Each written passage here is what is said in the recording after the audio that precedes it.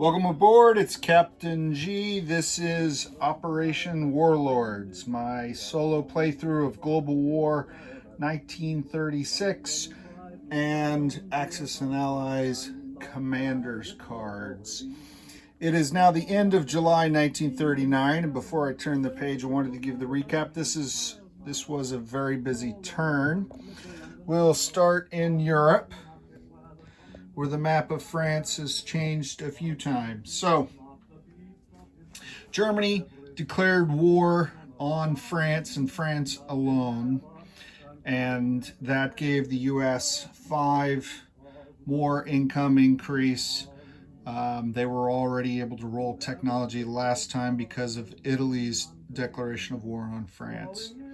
The German commander, Field Marshal von Manstein, gave an additional attack dice, a bonus dice, for every combined arms set of infantry, artillery, and tank. And considering Axis and Allies versus Global War 36, I'm including mechanized infantry, self-propelled artillery, and the medium tanks. So for every set of those, so every 3 units, you're rolling their respective attack dice, plus you get an additional dice on attack or defense at 2. And I've decided not to double these values, even though Axis and Allies is based on a D6 and this game is a D12. I'm just taking their value as is to lessen the impact, if you will, in the game. So Germany took Paris, and that caused the surrender of France, the establishment of Vichy France. Manstein's bonus dice, those 2s, he had several of them, several rolls going into Belgium, going into Paris, not a single hit. So a lot of dice, but as of yet hasn't paid off for Germany. Germany did have infantry, armor, artillery combinations available to it on the Eastern Front, but I am limiting the impact of a commander by theater. Eastern Front, Western Front, Mediterranean versus Pacific, etc. So I did not give them additional dice, so there was no impact on this front. The Soviets took advantage of war being broken out. They declared war on Finland and have taken the 2 Finnish territories that border the Soviet Union. They are not at war with the major power. Finland's a minor power, so they've not yet activated any of their commander cards. Next up was Japan, and Japan, similar to the Soviets, declared war with a minor power, which did not give them any commander cards, but it did give the KMT. So China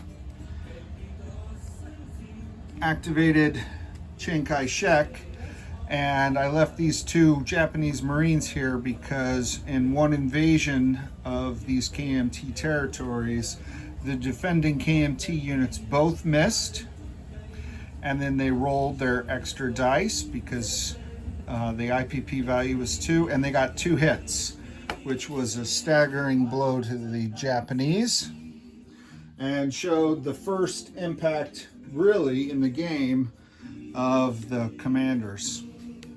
So, but nonetheless, despite that moral victory, the Japanese have secured. They had 6 different territorial attacks, the 7th being the Hunan Island, which was unoccupied. So they won 6 for 6 in their battles, and are poised to either take Beiping, which they bypassed because of the stiffer than normal KMT defense and knowing Chiang Kai-shek's presence on the battlefield. So they're either go after him or Vietnam, Cochin remained free French, so they can walk into that. Who knows?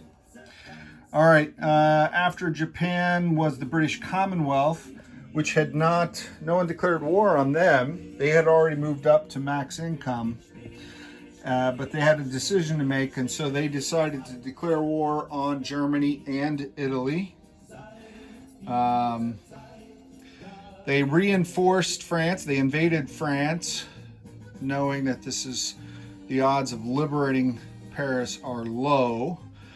They did activate Bernard. Well, it's Field Marshal, but that's toward the end of the war. So right now he's just a general.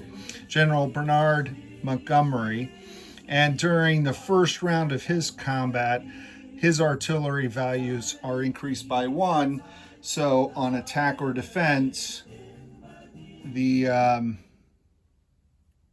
attack value. Oh, all right. So the attack value of his artillery is a 4 versus a 3. So since he was going in heavy with the artillery, even though there would be no battle, he suspected there would be combat eventually. So that's why they activated Montgomery. And then France, Free France, activated. They get their commander back. When Paris fell, the commander was taken off, and now he comes back again. So again, it's not a theoretical placement. I have to place the commander in a theater, and then if he's in a tile that's destroyed or with a fleet that's sunk, he goes away, and then next turn or later in the game comes back to the capital city to be used again. That's how I'm doing it. So he's there, but the Vichy, only having 1 foreign legion, chose not to attack into Tunisia. Italy, now at war with the British, went all out with their fleet and air, and they sank the Mediterranean squadron. They did have their commander from last time, and then they activated their army commander, so they're fully activated, and now it'd just be rotation if they lose either of them. But the commander's card did not have an effect because the Italians always had more naval units than the Royal Navy in the Mediterranean, so they never got to re-roll any dice.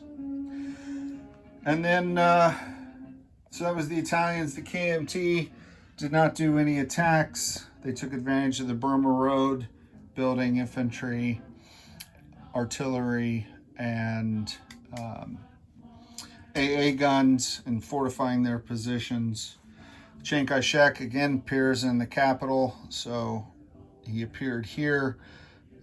When that city falls, he'll go away and come back again on his turn. So that's how that will work if he falls. And the U.S. is not in the war yet, but like the Soviets, they've moved up quite a bit. U.S. is at 52 income now, and the Soviets are up to 39 with all the activities. And that's where we are. So Japan is not yet at war with a major power. Great Britain is, Free France, Italy, Germany. Lots of commanders in play, lots more still on the sidelines ready to come in. Next up is January of 1940. This is Captain G, over and out.